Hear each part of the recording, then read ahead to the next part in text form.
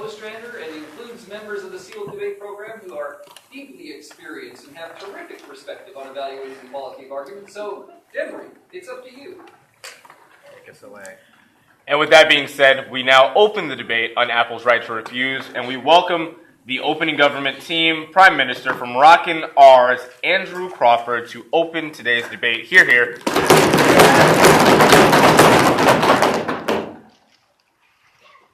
Good evening, everybody. Happy midterms. All right, I'm going to start with setting up my model for you, and then I'm going to continue. The first thing that I'm going to touch on is the context of the debate and what it means to us. And then I'm going to talk about the legality of the magistrate's proposition, or lack thereof, and then the right to privacy, which is an inalienable right to any individual, and then finally the pragmatic implications and especially consequences of the situation at hand, or decision at hand. Now, the FBI requested that Apple would create this method of surpassing Saeed Farook's iPhone security system, which would, which is completely unheard of until today, until they make it a backdoor, if you will. Now, this backdoor is going to be an interesting situation for all of us, and it's going to mean some things. Now, Apple has been an enormous help thus far in the case, but they are now refusing to provide this method for the FBI to use to get into the phone, and we think that is correct.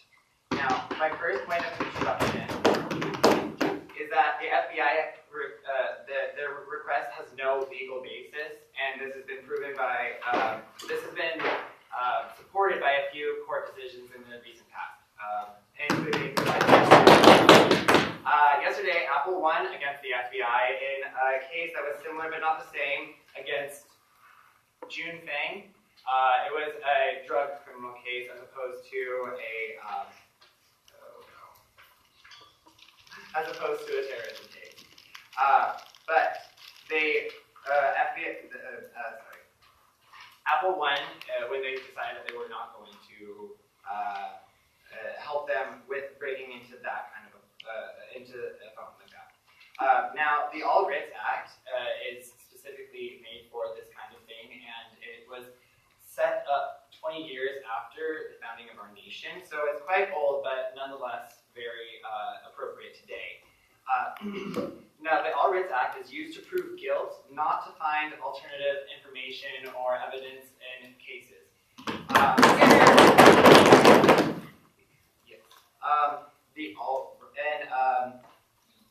In the U.S. versus the New York Telephone Company case that happened 2 months ago, the Supreme Court established a three-factor test before the All Rights Act is admissible. These three parts are that the party ordered to perform an action cannot be too far removed from the case. Number two, the government's request cannot impose an undue burden on that party. And three, the party's assistance is necessary. For two of these rules have been broken by first the U.S. versus the New York Telephone Company case, and now this case.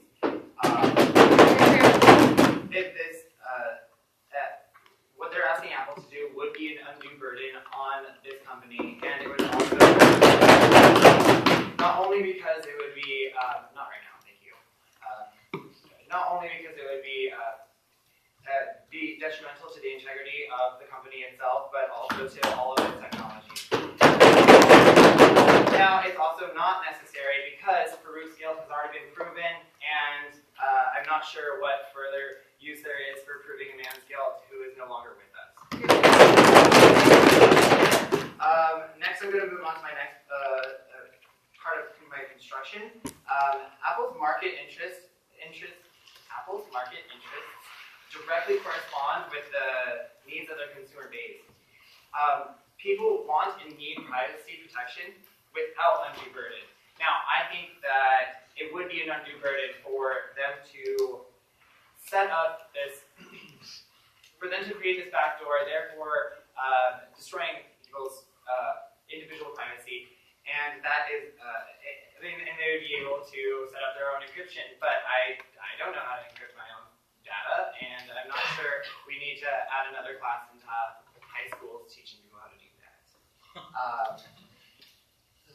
The NSA has aggregated plenty of data and collected plenty of metadata to show why privacy is almost as important, or if not as important as security to individuals. For 4 reasons. There's self-protection, which includes things like identity theft and online autonomy, being able to work on what you need to online. Self-actualization for research and personal growth in religion, beliefs, any of those things. There's the freedom of speech and beliefs, which I value very highly. And then there's also the information that you don't exactly want your government to know. I am not too specific, like I don't mind so much, but I'm sure there's plenty of people who do feel this way. Yes. Could you give examples of a case in which someone would not want their information to be known by the government? Yes.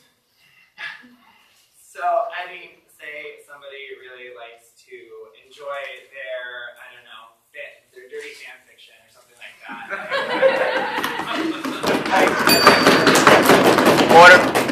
Order. Time. Thank you. Okay. Now, my third point of construction, which I'm going to rush through, is the implications of conceding to the FBI's proposal. Domestically, this is going to be an infringement on personal data, and it's going to be legitimizing witch hunts through Facebook likes, thumbs ups. And then internationally, because this would set a precedent for all sorts of technology companies, it would create a worldwide ripple effect because of Apple's popularity. It's going to open floodgates for oppressive governments to use their legal obligations to use technology against the people of like places like China and Russia and political dissenters in these countries would no longer be able to speak their mind or to be able to figure out how to better their country by themselves. Because of the FBI's lack of legal standing, Apple's admirable commitment to customer satisfaction, and the dire consequences for such technological revolution, we are proud to propose.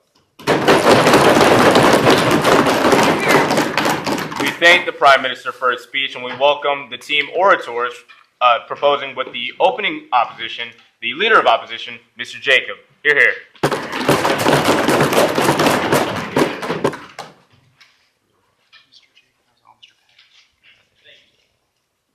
Honorable panel, the state can get a warrant to go into someone's home and collect their diary and other personal information, but yet they can't get that same warrant to get the exact same evidence on a cell phone. The state can subpoena people's friends and families, gather information about their conversations, about the description of the person, where they went and how they acted, but yet the exact same type of information that would be easily accessible on the phone with less hassle is being held from the government by companies so-called looking out for their customers' interests. Tech companies, they think that they've created a world in which phones are privileged and exempt from these search warrants. But yet, at the same time, they've created a world which fosters criminal activity by creating systems that are inaccessible from government, inaccessible from governments being able to get into these phones and gather this information. They are allowing tons and tons of criminal activities to be able to gather and foster and work through these systems. Yes. Are the companies themselves allowing it, or are people utilizing something that exists to perform criminal acts in an easier manner than could be taken already? Specifically, what Apple is doing is they've created a system in which they cannot help the government break into their own phones. They without creating software to break into hack into their own phone. So what they've done is they feel like they have created a system in which they have cleared themselves of guilt, but by doing that, by not even being able to help the government, when forced to by law, they are creating these systems that where criminals can do whatever they want. So first, I'd like to deconstruct some arguments about what the Prime Minister said, and then I'll provide 2 constructive arguments of my own. First was they mentioned about how the All Writs Act was the case a few days ago in which the All Writs Act was not allowed. We understand that we know that the federal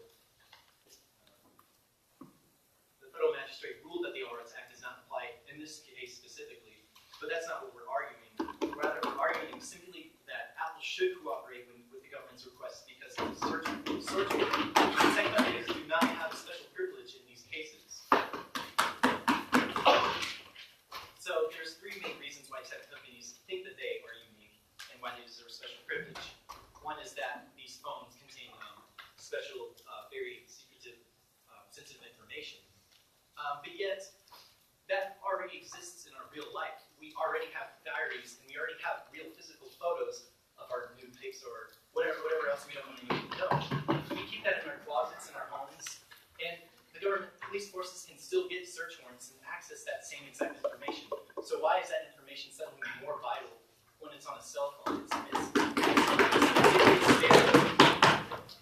Second is about cybersecurity. Another reason why these tech companies think that they should not be creating backdoors into their own phones is that by creating these holes in their own security, they are allowing potential terrorists and hackers to get into the phones, which is a good point. But the director of the NSA himself has suggested a method called the dual encryption keys, in which both Apple and the government has their own set of passwords. They would both need to, if the government wanted information on a cell phone, on an iPhone, the government would need to get a search warrant specifying exactly what they wanted and get the code, get the key from Apple, in which they could then get into the phone. With this method, no third parties, no hackers, no other countries could get this information because they would need both the Apple password and the government password. And if we're willing to trust our governments with nuclear launch codes and all tons of more, secure things, then I think we should be able to trust them with a password to our cell phones. Also, I think the negatives of potential hackers getting into our own personal cell phones does not outweigh the risk and the benefits of actually being able to target criminals and terrorists before they can actually. Okay, you said that they are allowed to get a warrant for looking into phones for specific information. They do not know what is going to be on this phone, and they have no idea that it's even going to incriminate anybody. Maybe they're just... Search warrants have specific requests for exactly what they're going to be looking for. So if there's anything unrelated that you wouldn't want them to look for or whatever, like such as bank account statements or whatever, if it's unrelated, then they're not going to be searching for it anyways because search warrants specify exactly what they're looking for. Such as text messages, emails, and photos. They're not going to be looking at your bank account statements. Anything else is completely unrelated to whatever it is the case is. And as I was saying about cyber terrorism and acts of war, there have been many cases in which there have been criminals that have been convicted based on evidence that was only on cell phones and other devices as such.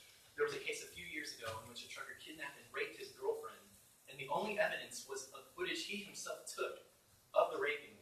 And luckily, the cell phone company that the cell phone was a part of, or whatever, allowed the local police force to get the information on the phone, and that was the damning evidence that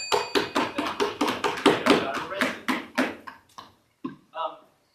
Another thing we wanted to bring up, basically that ties into my main point of how creating a backdoor is actually a benefit to public society because the dangers of maybe some of your emails or whatever being accessed by the government, I mean, that's not going to be as much damage as, say, a terrorist attack or all of these drug dealers and criminals coming together and actually, murdering people. The safety of lives is not as important as your text messages and your internet memes that you keep on your cell phone. So basically, yeah, we are proud to support or to oppose Apple's decision to cooperate with the government. We thank the Leader of Opposition for his arguments, and we welcome the Deputy Prime Minister, Ryan Sherwin, to speak. Here.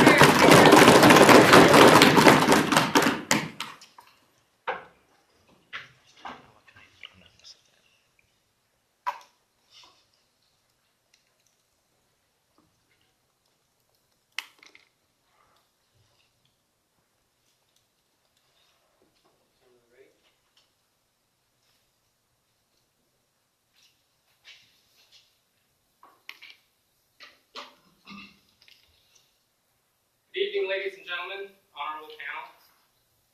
Tonight in my speech, I'll be going over some background information about the case.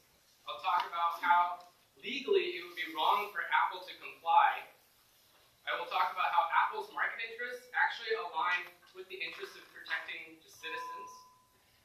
And I will also discuss how internationally this puts many oppressed groups in harm's way. Okay, a little bit of the background information. The San Bernardino attack was the deadliest terrorist attack on U.S. soil since 9/11.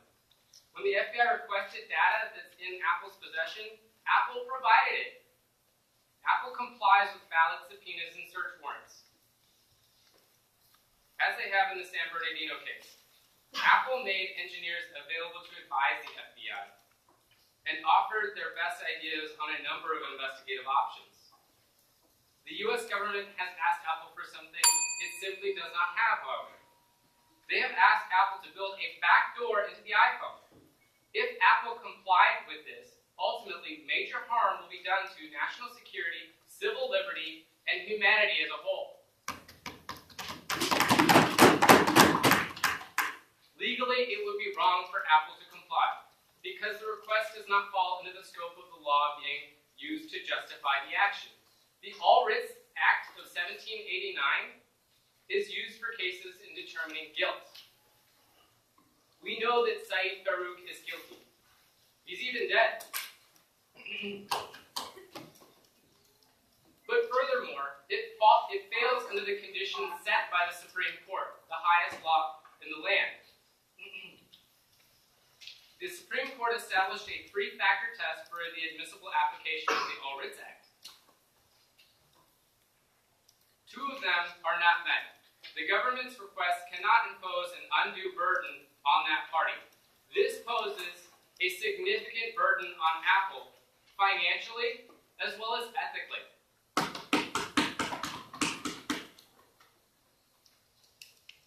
And the last point, the party's assistance has to be necessary. Apple's help has been crucial in the investigation. But in the case of creating a backdoor for the iPhone, that's not necessary. My second point. Apple. Yes? Could you please describe how it is not necessary for Apple to provide a backdoor? It's not necessary because by doing so, they're creating a larger security risk than they would be by looking up or following up on a 2-month-old lead.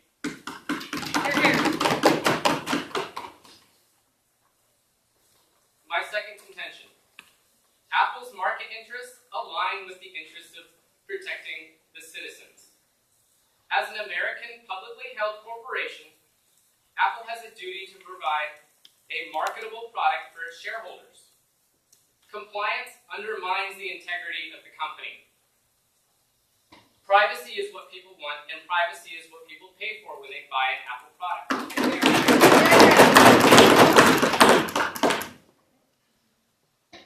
My third contention. Internationally, this puts many of the oppressed groups in the world in direct harm's way. Senator Ron Wyden, the privacy advocate on the Senate Intelligence Committee, argued, if the FBI can force Apple to build a key, you can be sure that authoritarian regimes like China and Russia will turn around and force Apple to hand it over to them. They will then use that key to oppress their own people and steal U.S. secrets. Is that not a slippery slope argument, assuming that they're just going to oppress their own people with this information?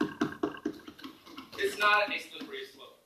There's clear evidence to show that Russia is, at least the current Russian administration, oppresses its gay and lesbian community. The people have been persecuted, thrown into the gulags, and killed over this. The online community is a resource for these disenfranchised peoples. And if you take that away from them, you ultimately hurt them and put them at further risk of.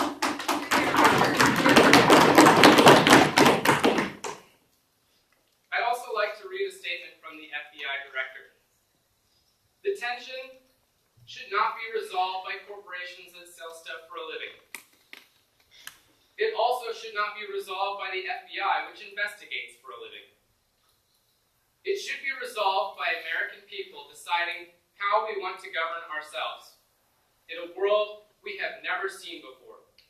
We shouldn't drift to a place where we pushed by the loudest voices, because finding the right place, the right balance, will matter to every American for a long time. In that statement, the FBI director is explaining the FBI's actions in pursuing this matter. They are an investigative agency. Their duty is to investigate. Apple's duty is to provide a marketable product. The FBI is simply following up on a lead in this case, and we applaud the FBI for doing this investigative work. We believe that it is good that they do such thorough investigations. But when it comes to this case, we have to draw the line today on privacy versus security. The two of them can exist, but we have to keep this encryption. It is crucial to the world's security as well as to our civil liberties. And for that, I am proud to support the motion.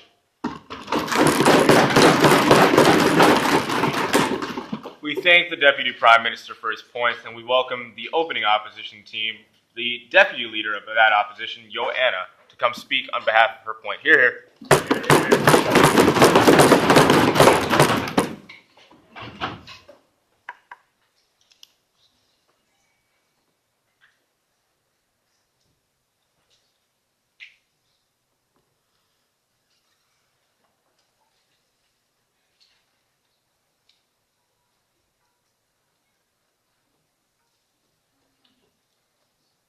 Honorable panel, good evening.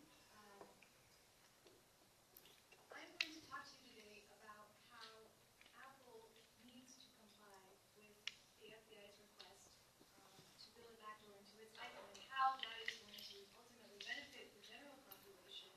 And in addition, it's going to create a more secure environment. Because on our side of the debate, we believe that if Apple doesn't comply, the FBI will continue to pursue its investigation through illegal means, through underground investigations that will ultimately be extremely detrimental to the entirety of society. So we believe that this is so because, first of all, there's a precedent of the FBI doing this exact thing. There's a precedent of the FBI utilizing the deep web and hacking into encrypted accounts, into encrypted phones, so that they can find illegal evidence that convicts people who are suspected of crimes. Secondly, it is also relatively easy for the government, for the FBI, the CIA, and the NSA to do. They've been doing it for a long time. They have experience in this. And thirdly, they have FISA courts, or Foreign Intelligence Surveillance Act courts, which generally tend to uphold their investigations, and are secret courts that are generally not publicized and are not available for society to view. So the proposition on this count has stated that, first of all, that Apple and the FBI are at odds in their purposes. Namely, that Apple's purpose is to pursue privacy for its clients, and that the FBI's purpose is to pursue security for the people of the United States.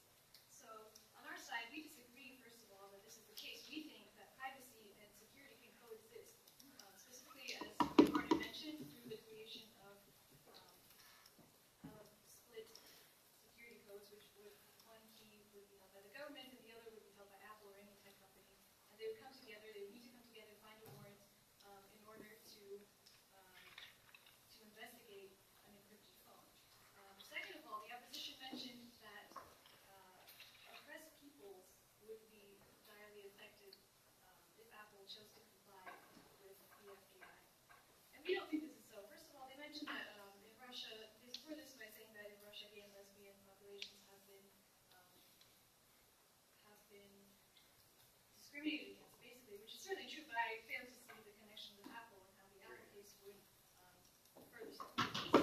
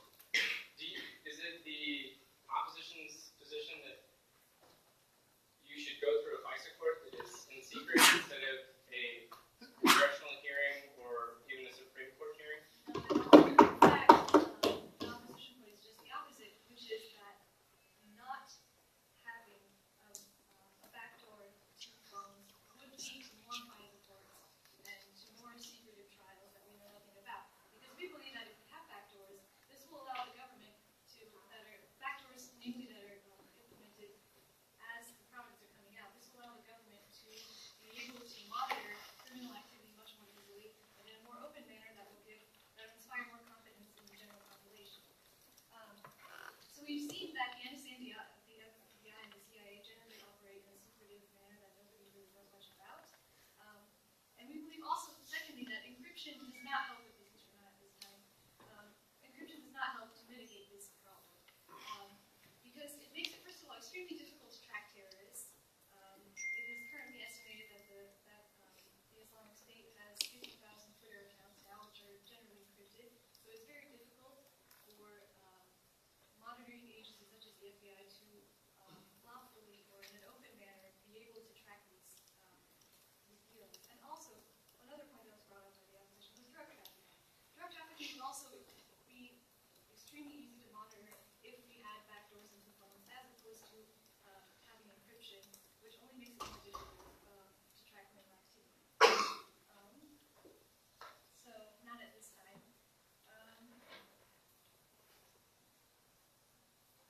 So we believe that having backdoors in phones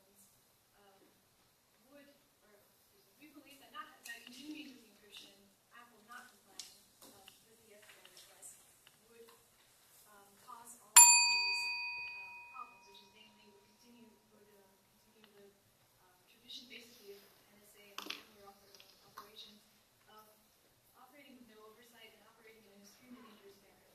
So we believe that having backdoors to phones would allow easier tracking for security threats, especially with IS who operate mainly on Twitter and social media sites. Having those not encrypted would make it extremely easy for the government to be able to receive threats and to be able to act on them in a much easier way. So addressing terrorist attacks would also be rendered easier. And not only would everyone in the world, or everyone in the U.S. be more physically secure with the backdoor to the phone, but they would actually have more confidence in the government and have more confidence that the government is doing what it is allowed to do in order to pursue its ends of criminal activity. We are proud to oppose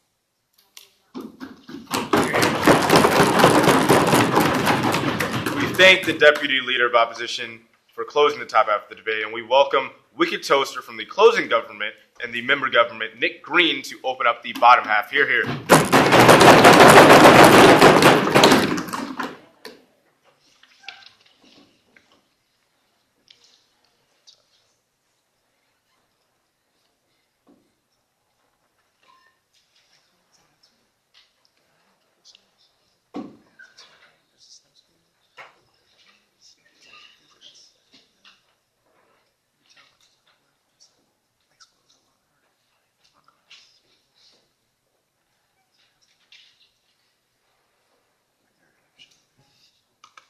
Ladies and gentlemen, the top half of this debate has been heavily debated over whether or not Apple should open up to the United States of America, primarily based on the fact that encryption is allowing criminal activity to be perpetuated. Well, on the bottom half, we do agree that Apple should not give in to the United States government, but we view it more as the fact that Apple defying the FBI creates more utilitarianism for society. And we will get into that. But before I get into that, I'd like to provide a few points of deconstruction. First of all, top half opposition mentioned the risks versus the benefits of the government having access to this backdoor. However, we see that when we had 9/11, the TSA was ramped up and we got those big screens that you have to go like this in. And they create this really creepy environment where they can see you in your full. But then we see that 67 out of 70 of these failed in a test this last year.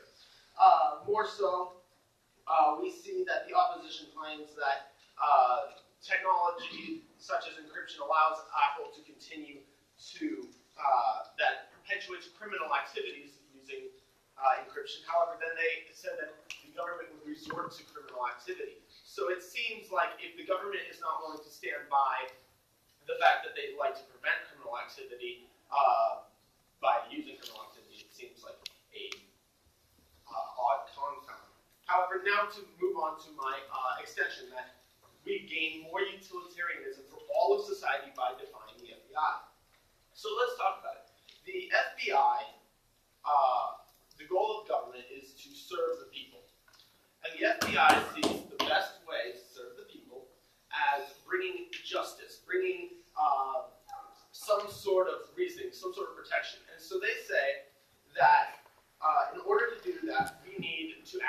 whatever it is on Saeed Farouk's iPhone and use that for our benefit. And so that makes sense because that's what the government is installed there to do. But let's move this over to Apple's point of view. Apple says, well, no.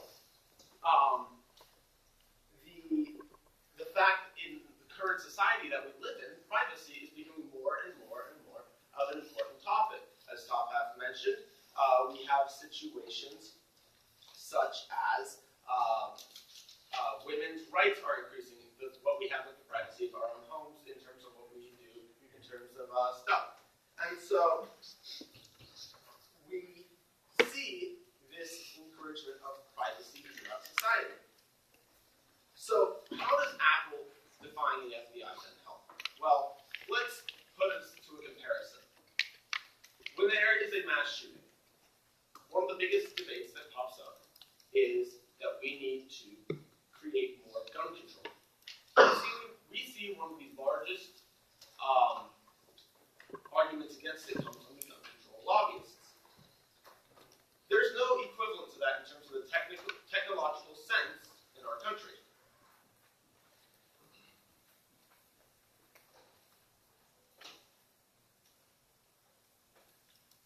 We see that if Apple justifies the FBI in this way, it serves as such of a lobbyist. Now, we're not saying that, by the way, that the gun rights are...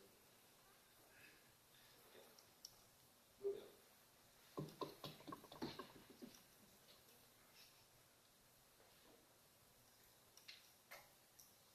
So Apple creates more utilitarianism for society.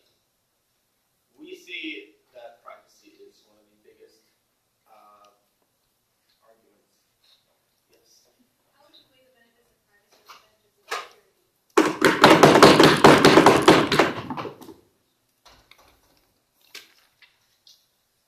The benefits of privacy versus the benefits of security.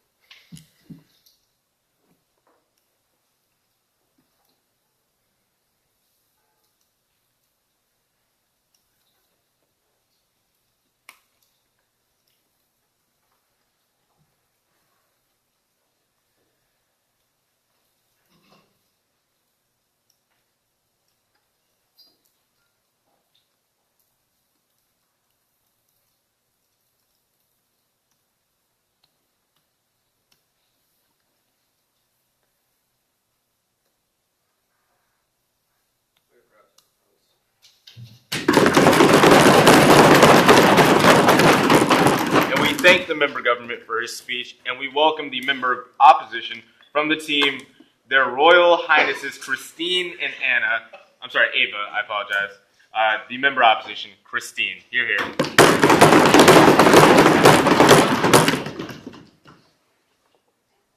believe both sides of this debate are concerned with protecting our national security and the privacy of the American people.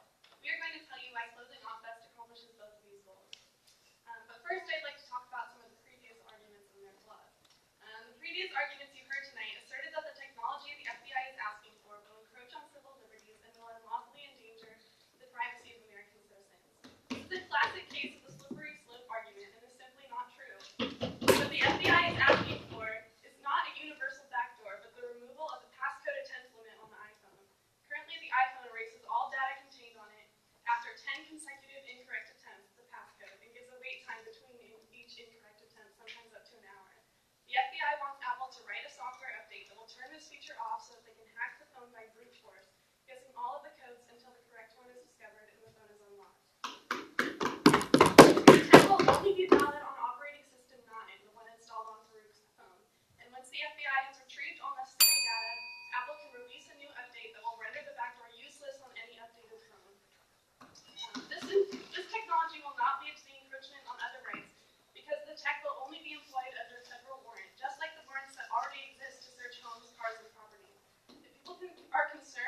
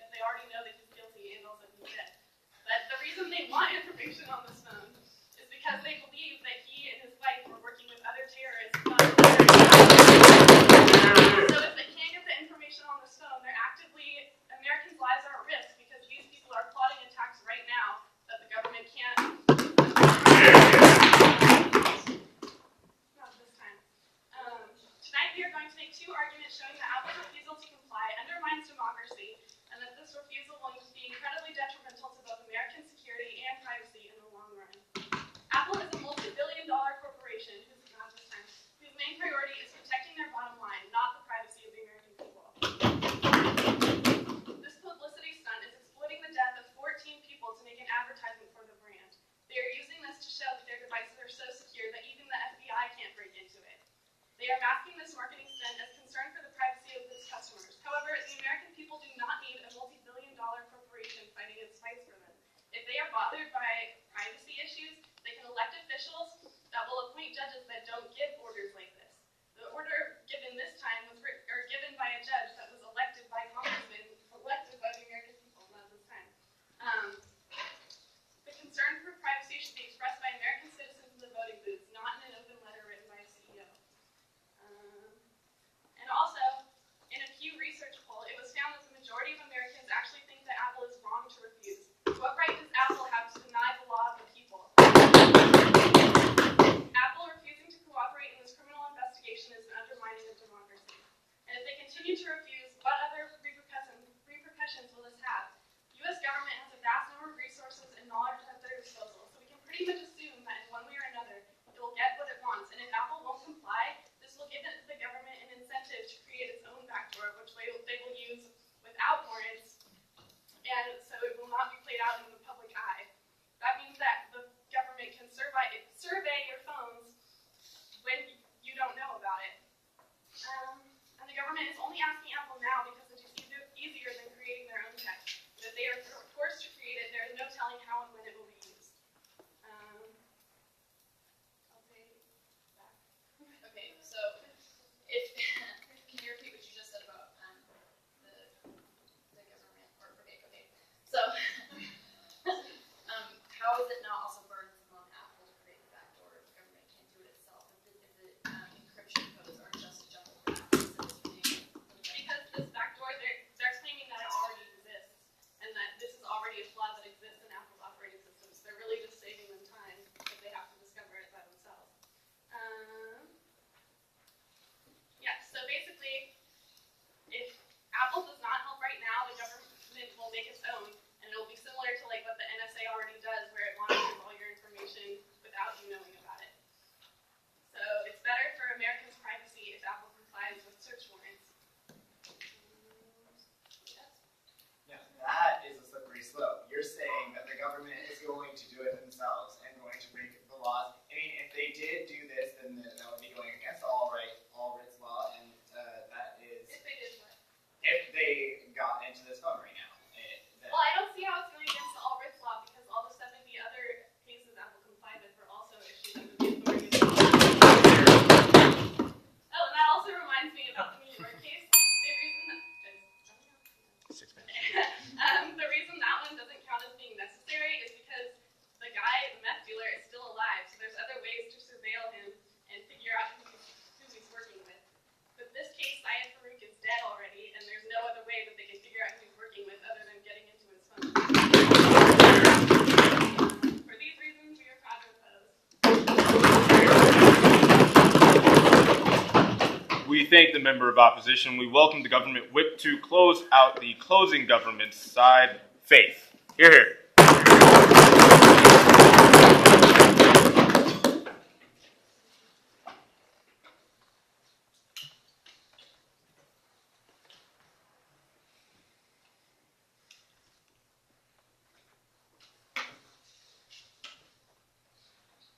Alright, good evening, panel. First I'm going to go through a few points of deconstruction, and then I'm going to summarize our debate. So I'd like to point out that there actually isn't a backdoor into Apple's phone, and I'd also like to point out that a brute force crack into the phone is the backdoor.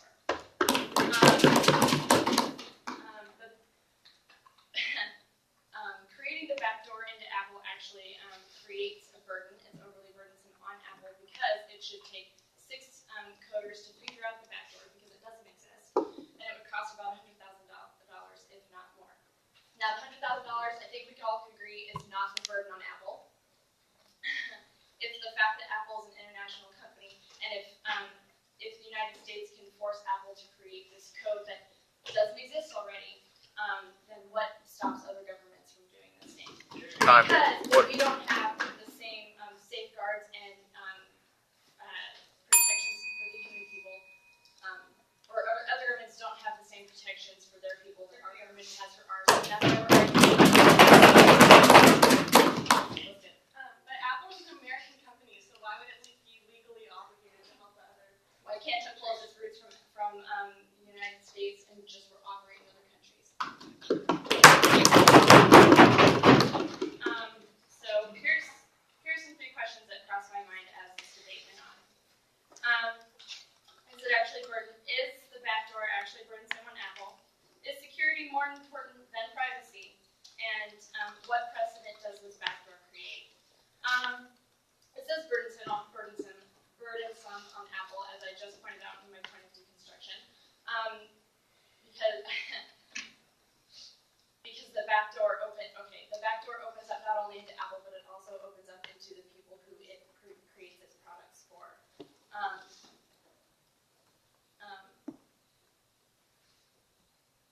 It also asks Apple to do something that it doesn't have the information to do. Apple has sort of created this policy to protect the privacy of users, whether or not they're alive or dead, terrorists or not, and they don't sell the iPhones to terrorists knowing that they're terrorists. They sell them to people.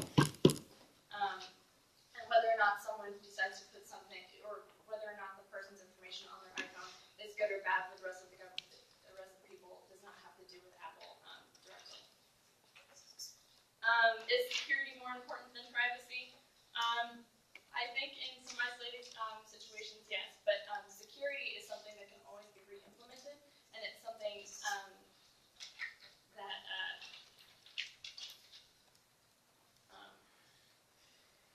let me take a step back. So this particular war on terrorism in 300 years might not stand. It might not exist. We might be talking about a different war on terrorism, but not this one. So when this ends and our privacy has been encroached upon and taken away, who's to say that this precedent hasn't already or isn't directly affecting future United States citizens after this war? So how would you weigh that with security threats that might kill us all? How would future privacy weigh against that? I feel like we're not all going to die. We're a pretty big country.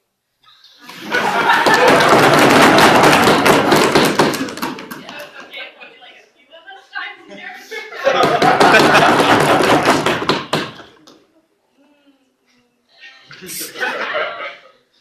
You got me.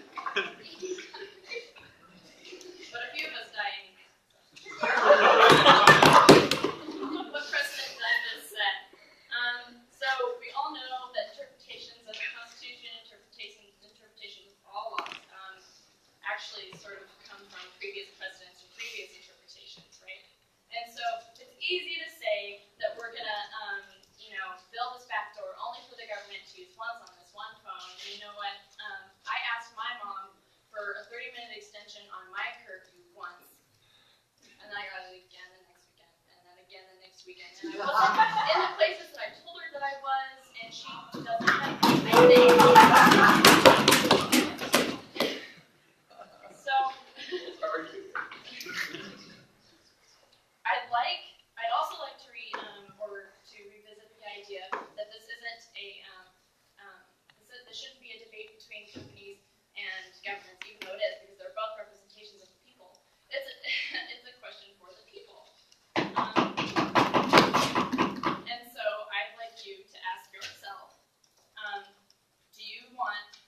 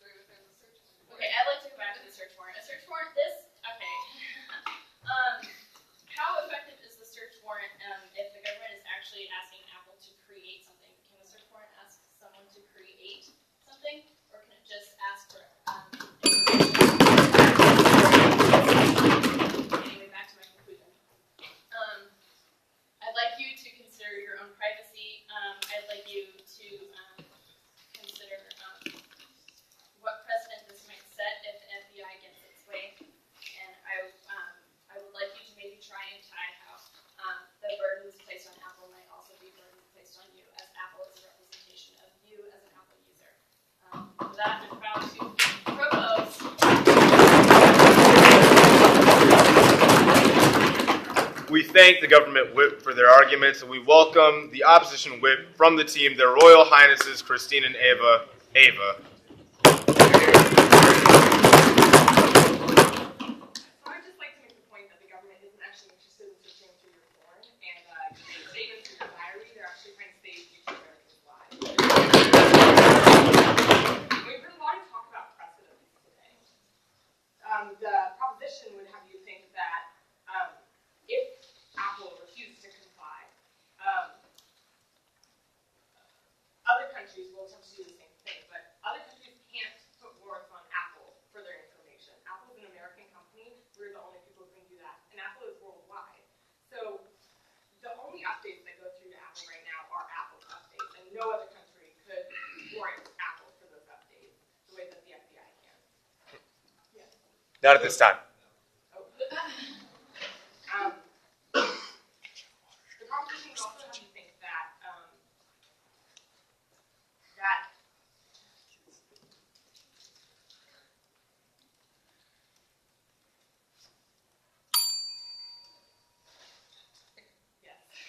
So you were talking about how Apple's an American company and this shouldn't affect them globally. How would you respond to the statement from the senator who was on the chairman of the Intelligence Committee, who said that this would set in motion issues in Russia and China?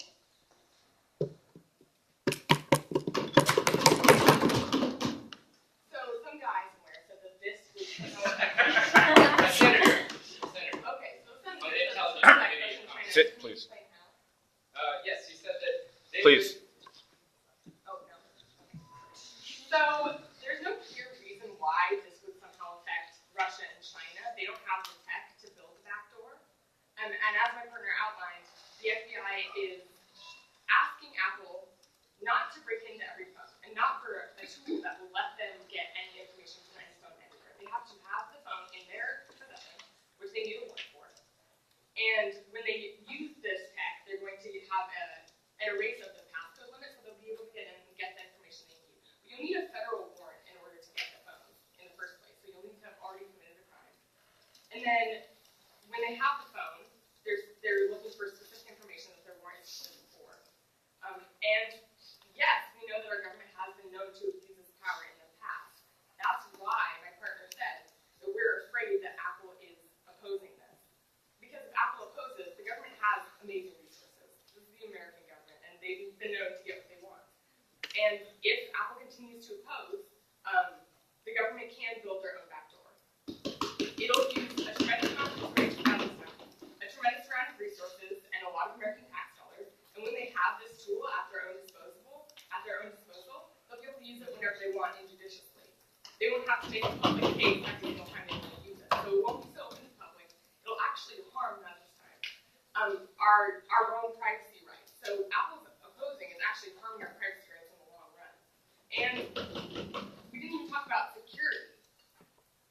We're talking about American lives in the future. They're not trying to search through your bank statements of innocent people. They're not trying to look at your phone records. They're trying to find out if there are future problems arising right now. If terrorist attacks are being planned right now that will affect future Americans' lives.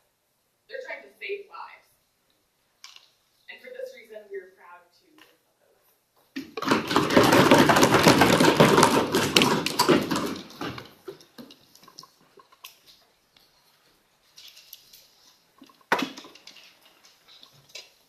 I'd like to invite you to join me in giving all 8 of these debaters another round of applause.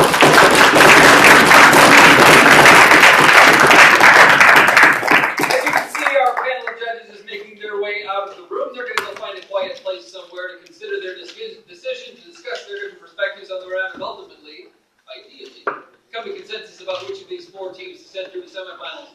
While they're considering that, we're going to end this debate in the way that we end all of our cabin fever debates, with a division of the House. So I'm going to ask if you support the motion to say aye, or if you oppose the motion to say nay. So let's do that now. All those in favor of the motion, that is, all those who believe that Apple is right to refuse to comply with a federal order to assist the FBI in accessing the iPhone, please signify now by saying aye. Aye. And all those opposed say nay. Nay. That's a close one. I'm going to call that one for the proposition. Congratulations.